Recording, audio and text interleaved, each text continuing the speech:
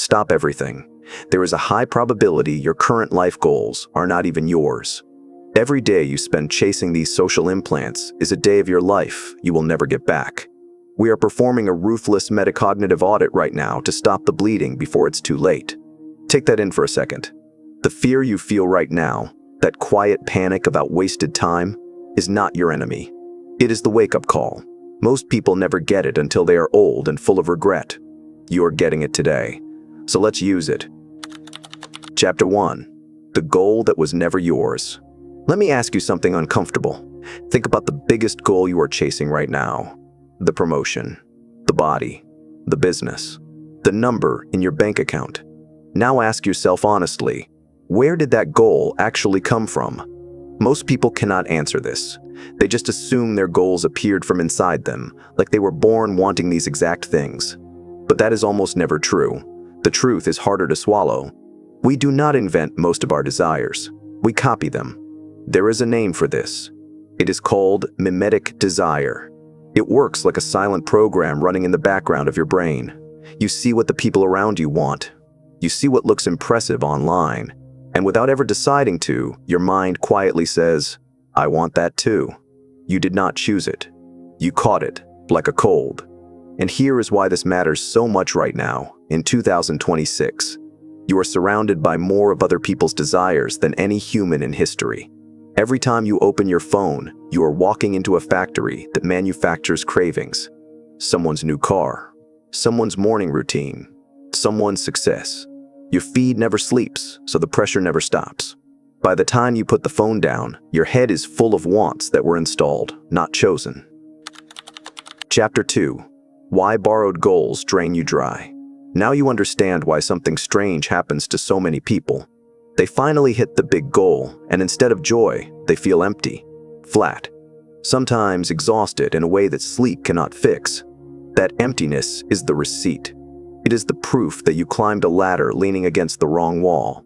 You spent years of effort, your real energy and your real time, building something that was never actually yours to begin with. Think about what that costs.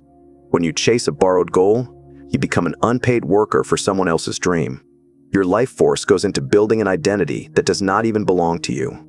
You are tired all the time, but you cannot figure out why, because on paper you are doing everything right.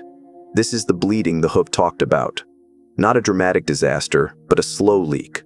A little bit of your one and only life draining out each day into a goal that will never make you feel whole, no matter how hard you grind for it. Chapter 3. The audit begins. 3 honest tests. So we stop the bleeding now.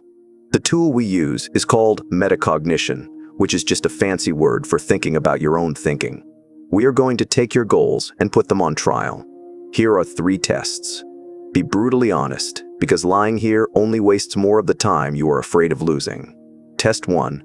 Find the moment it entered. Take your biggest goal. Now hunt for the exact moment it appeared in your mind. Was it after a friend announced their success? After you watched a certain creator for a few weeks? After everyone in your circle started talking about the same milestone? Real goals usually have deep, old, fuzzy roots tied to who you have always been. Borrowed goals often have a sharp, recent start that points straight at someone else. Test 2. The secret test. This one cuts straight to the bone. Ask yourself, would I still want this if I could never, ever tell anyone I achieved it? No post. No announcement. No one in the world ever knows. If the goal suddenly feels pointless without an audience, then it was never about the goal. It was about being seen. But if you would still chase it in complete secrecy, just for yourself, that is a powerful sign it is truly yours. Test 3. Listen to your body. Your body is more honest than your mind, so use it. Picture the actual daily work of the goal, not the prize at the end, the boring grind in the middle. Now notice what happens inside you. If you feel a quiet spark, even a little excitement about the work itself, that is a real desire. If you feel dread, a heaviness in your chest, or a wave of tiredness, that is often a warning. That heavy feeling means you are chasing approval, not alignment. Run every important goal through these 3 tests. The results will shake you, and that is exactly the point. Chapter 4. Clearing the noise so you can hear yourself. Here is the problem.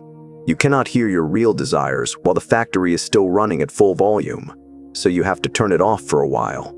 This means a deliberate detox. For a set stretch of time, step back from the feeds, the accounts, and even the conversations that constantly broadcast other people's success. This is not about hating technology. It is about silencing the comparison machine long enough that your own voice becomes audible again. When you stop staring at everyone else's highlight reel, your brain slowly resets, and your real preferences start to surface. I will warn you about the hard part. The moment you stop performing for everyone, a voice inside will start to panic. It will whisper that you are falling behind, that you look lazy, that everyone is racing ahead while you sit still. You must challenge that voice head on. Standing still on purpose is not the same as being stuck. Sometimes it is the only way to figure out which direction is actually yours before you start running again. As the noise fades, you will notice two voices inside you. One is loud. It wants to win, to dominate, to be admired. That is the ego. The other is quiet. It just wants to create, to express, to do the thing for its own sake, and it does not care who is watching. Learning to tell these two apart is the whole battle. The fake desire shouts. The real one whispers. Chapter 5. Building a life you actually chose. Now we rebuild, using everything the audit revealed. Start by reordering your priorities. Take the goals that survived all 3 tests, the ones that came from curiosity, that you would chase in secret, that your body actually welcomed, and move them to the very top. Everything else gets demoted or dropped entirely. This new order is not based on what looks impressive to others. It is based on what is actually true for you. Next, change how you keep score. Most people only feel good when other people react to them. That makes you easy to control. Instead, build an internal scoreboard. At the end of each day, ask one question. Did I move towards something that genuinely matters to me, whether or not anyone noticed?